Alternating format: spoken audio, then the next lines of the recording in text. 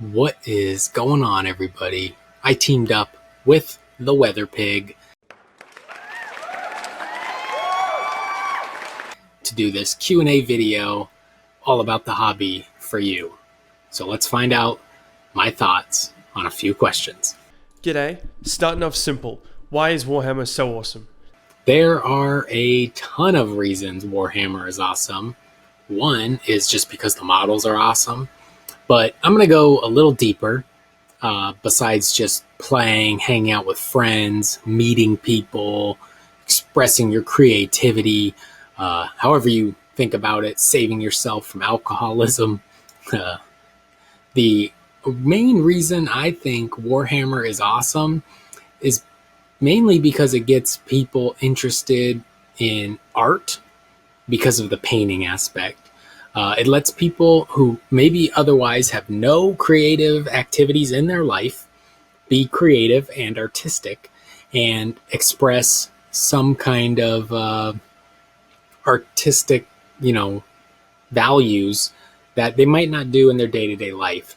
If you give a group of children a box of crayons, they will all color.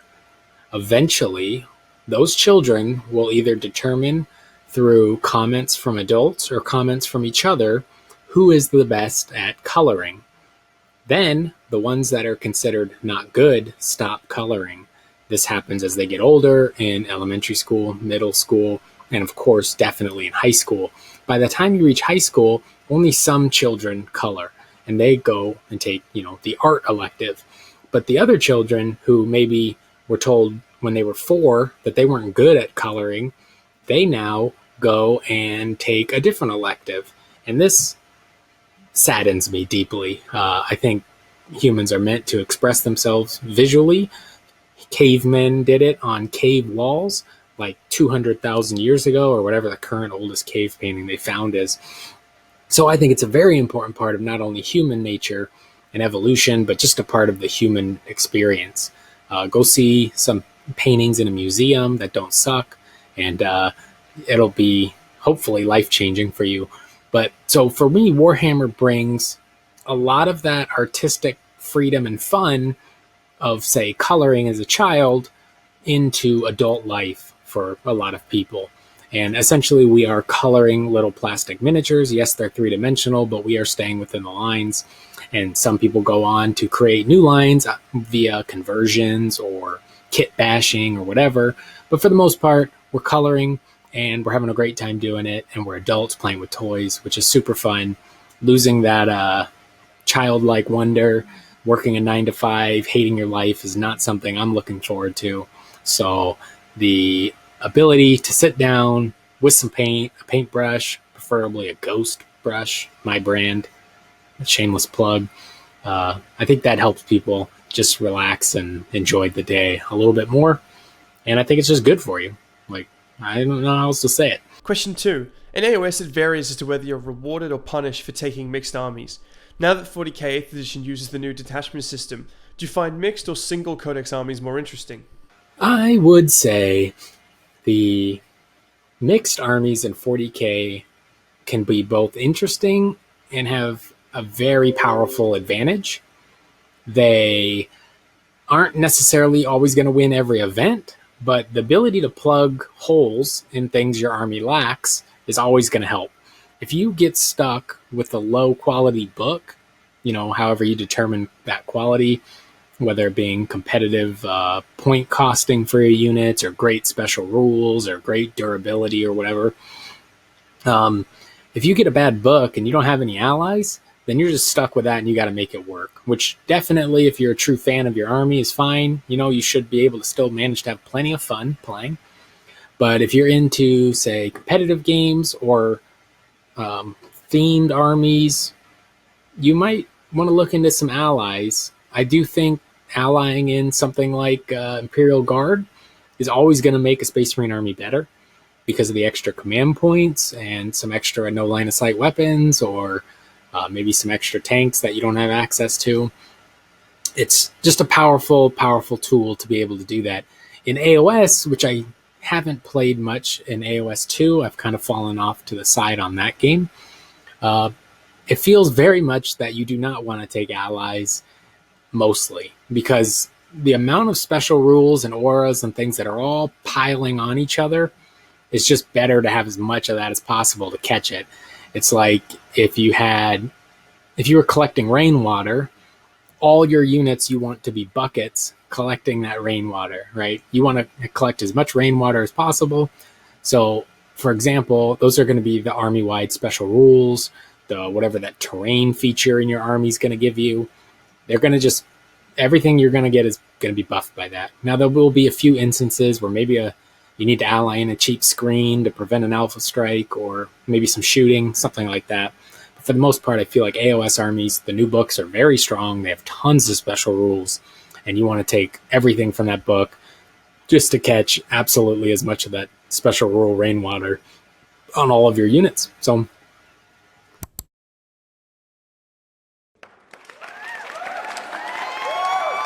This is an invasion. Yeah, so I used my Soulscry's outflank ability to travel halfway across the world in order to force myself into this video. As someone who plays AOS, I completely agree with what was just said. However, there are some things that AOS-savvy viewers might be thinking. For armies such as Ideneth with amazing army rules that the entire army completely revolves around, hell, our main command ability can't be used outside of an Ideneth-only army. It's very important to maintain and make the most of army-wide special rules, like that bucket analogy. However, there are a few ways to create mixed armies without compromising that. Once I played a Beastmen army that was able to take Khorne Bloodbound units, giving huge buffs as the Beastmen all had the Khorne keyword. Additionally, even though it was a Beastmen army, they still had the Bloodtide points, and managed to summon a Bloodthirster and eat my shark. I don't know why they always go for the shark. Ideneth also have the Alliance of Wood and Sea, an Ideneth army that includes Sylvaneth units outside of the usual limits, while maintaining the army rules and even applying my army rules to those Sylvaneth units. On top of that, there are ways to take allies in AOS within an restricted number that actually doesn't compromise the army-wide special rules. I recently added a mounted Stormcast wizard to my Ideneth, and I'm still able to attack first turn 3. So it seems 40k and AOS aren't too different. I've used allies within the limits to patch holes in my armies in a similar way that... oh wait, that question hasn't been answered yet. That statement will make sense in the next question, which I'm going to ask right now. My mate Terratrix was also curious about mixed armies, asking if, as a Skitarii player, you have any ideas about synergizing them with the rest of the Imperium, specifically Marines and Guard. the AdMech are my true love in 40k since 8th edition came out. I didn't play them in 7th. I have no previous nostalgia for them. I just started them right when 8th came out, from Index to Codex to now.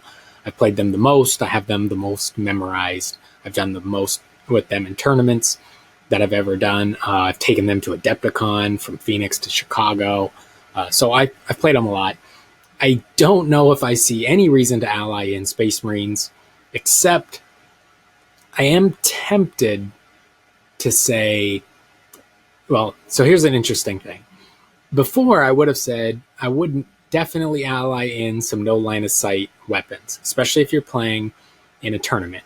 So that could be whirlwind tanks from Space Marines. I don't know if those are really the most efficient choice, but no line of sight is pretty powerful, especially in the ITC, the way terrain works. Or, say, Imperial Guard, Wyverns, Basilisks, Manticores, Mortar Squads, things like that. I think the AdMech get they have a lot of great units. I feel like they struggle a little bit in the middle of the battlefield. You have some cool stuff that can deep strike. You have a great gun line, but the things that are going to butt heads in the middle of the battlefield with the enemy seem very, very weak. You can walk your priest into the middle of the battlefield, but they're not going to make it because they're going to die before they make that walk. So, and you could definitely go with Dragoons, but people are kind of used to killing them already. So I think a Knight Gallant or two is a strong thing. Knight Armigers, the ones with the chain glaive. Some bully kind of units for the middle of the table. Imperial Guard, it could be Bulgrin, but I don't think so. I think if you're allying in Imperial Guard, definitely just take more shooting.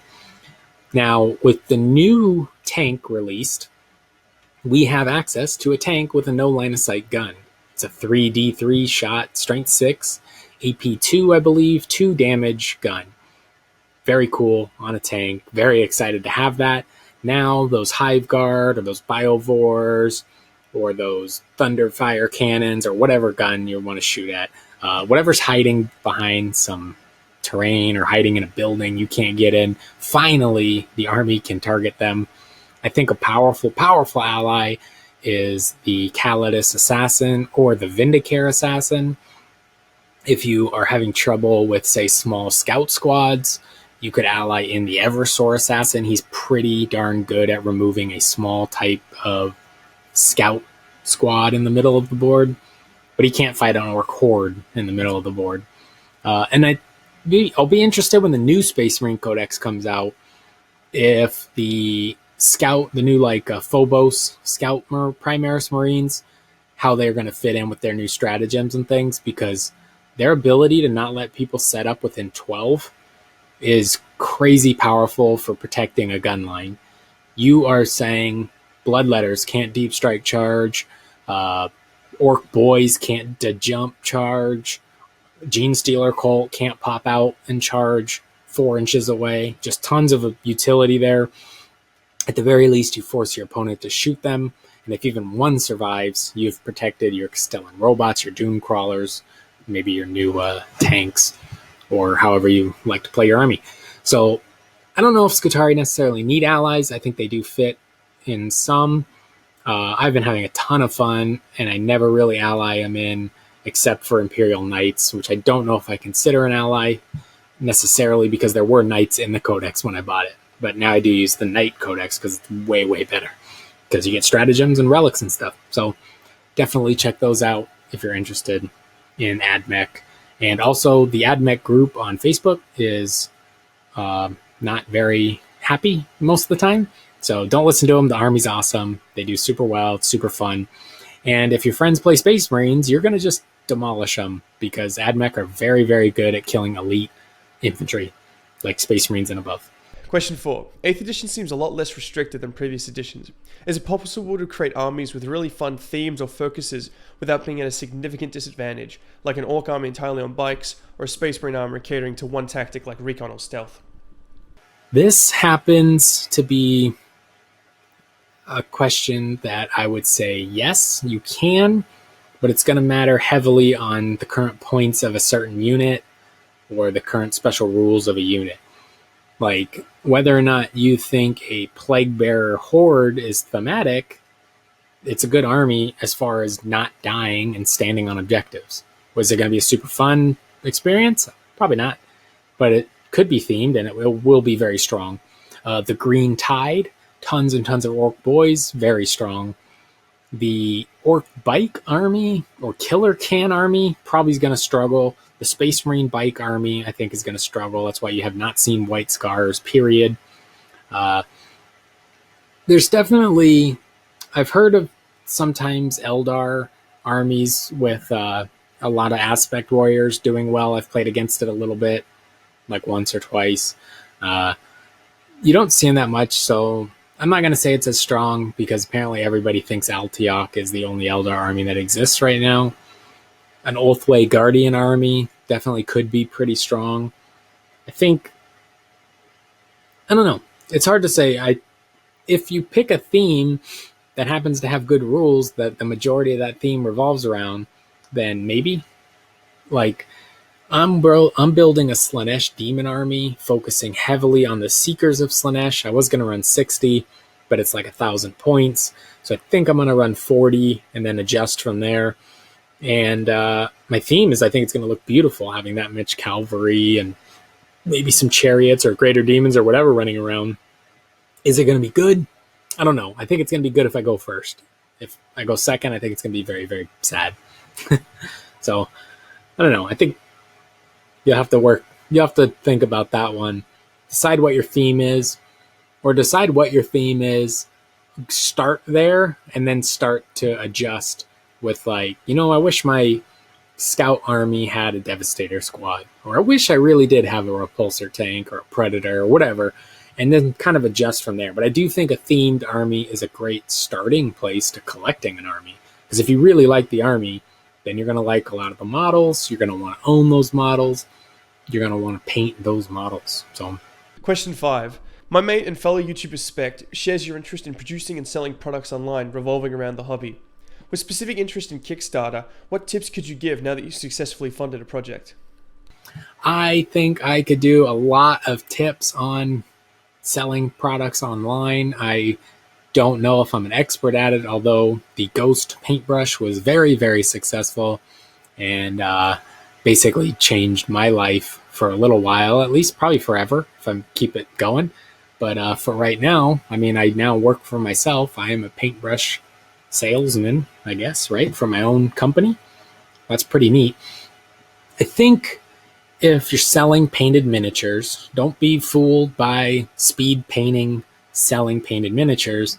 People want to buy the quality stuff at a pretty decent price because if you speed paint it, it actually goes down in value. Whereas if you paint it nice, it goes up in value. So think of it like unopened box is the value. Speed painted, you get less than the unopened box. Painted nice, you get double or whatever for the painted box. So that's definitely worth the effort and time if you're trying to sell painted miniatures. I think it's always a home run to buy somebody's collection and piece it out and sell it on eBay. You can generally make a pretty decent amount of profit. You also can cherry pick out units that you really enjoy for your army or you want to keep. So if you want to start a Tyranid army, maybe buy somebody's Tyranid army, keep the things you like, sell the things you don't, and start from there and then pick up some kits at your local store, what you really wanted in the first place. That's kind of how, when I did my Eldar again, which was my first army, I bought 3 armies off people.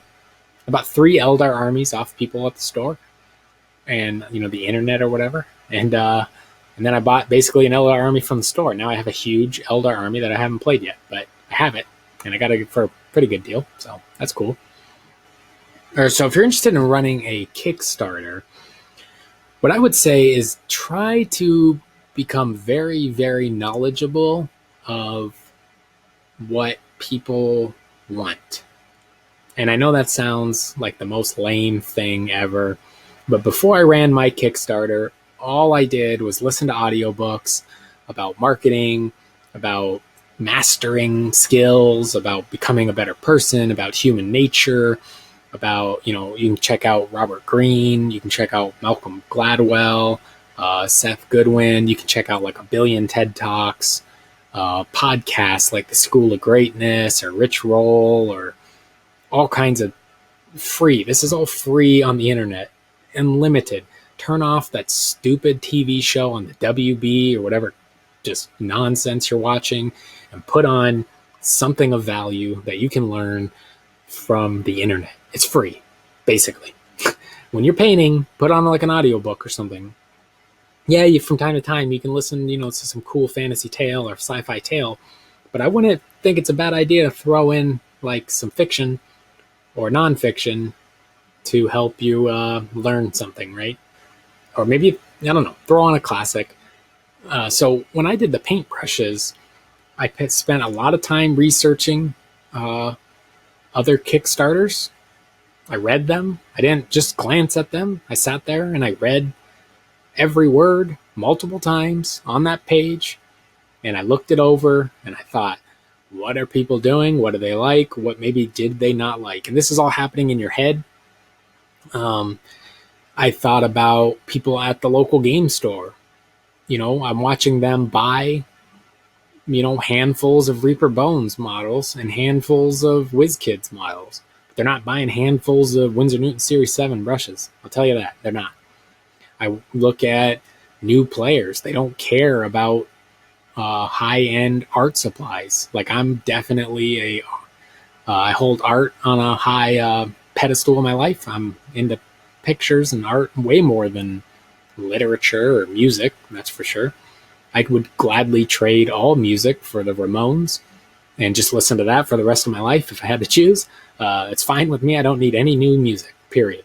But art, I also probably don't really need much new art. I'd be pretty happy just watching or looking at William Bouguereau paintings. So that's another thing. But definitely pay attention.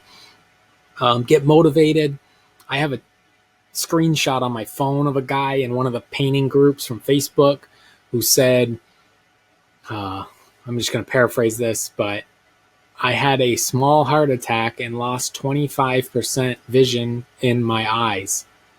I am getting better every day and excited to paint again. That is terrifying to me.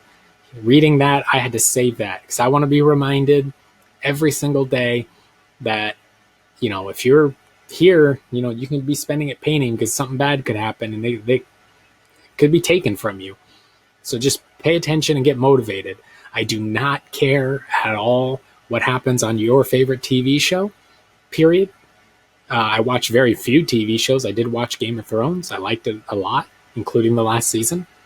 I don't go see very many movies. I'm very, very much interested in trying to improve myself especially ever since I quit drinking alcohol. I'm always trying to learn about diet and health and art and just color theory, anything I can get my little fingers on on YouTube or whatever, just tracking it down. This might be a little bit of a tangent, but just people don't necessarily like what you like, but you can pay attention and, try to find the meeting point. If you were really into rollerblades, I would join 100 rollerblade groups and forums and just figure out what people talk about when they're talking about rollerblading.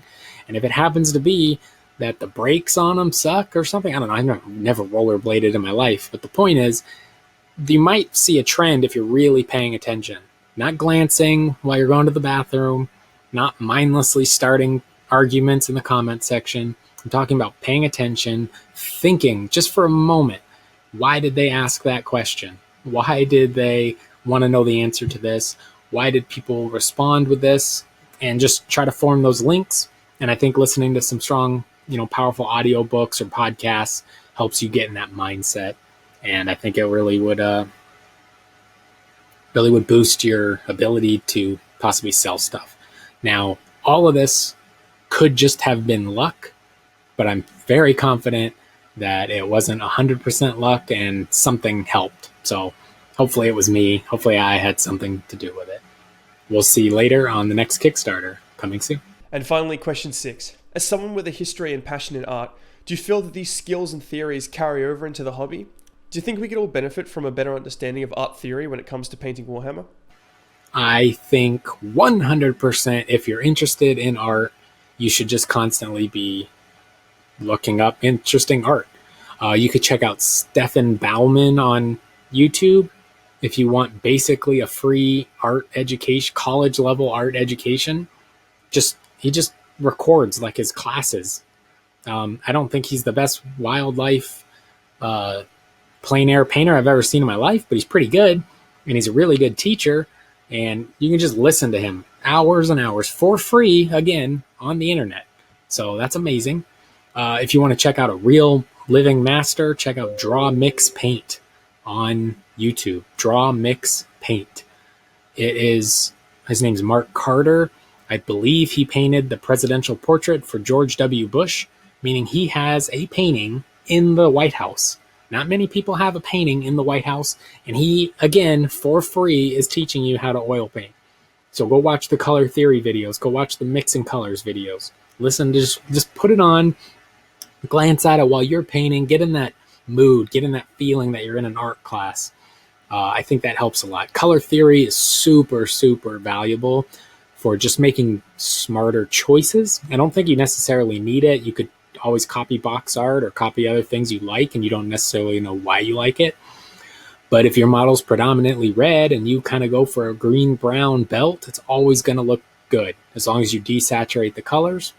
I think if you learn a little bit about color saturation and desaturating colors, you'll learn that grays talk to each other.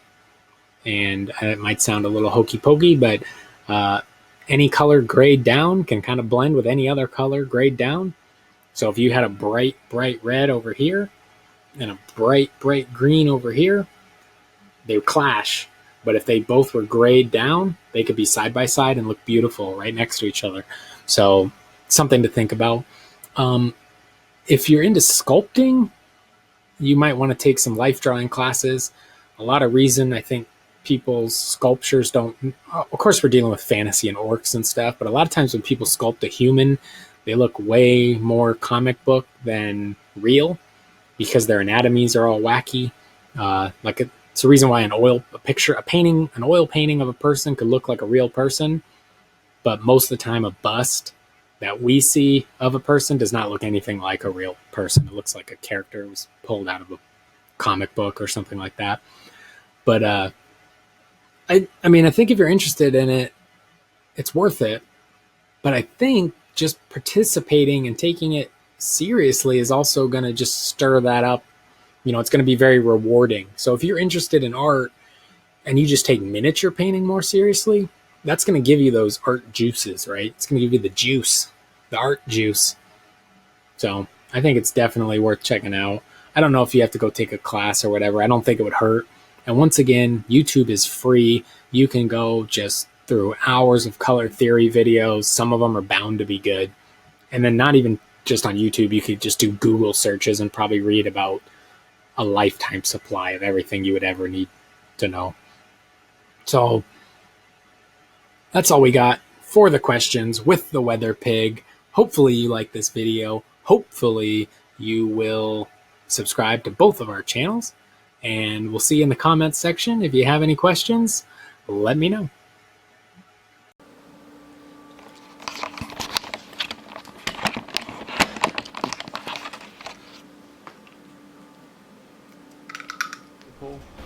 He hasn't done anything yet, the familiar, but I'm sure one day he's going to kill something big, especially getting this guy in combat with heroes. So yeah, I'm really enjoying the Idoneth. I haven't really been outplayed yet. This is your cheapest HQ, coming in at 60 points. This little girl is only move 7, weapon skill 2+, strength 4, toughness 3.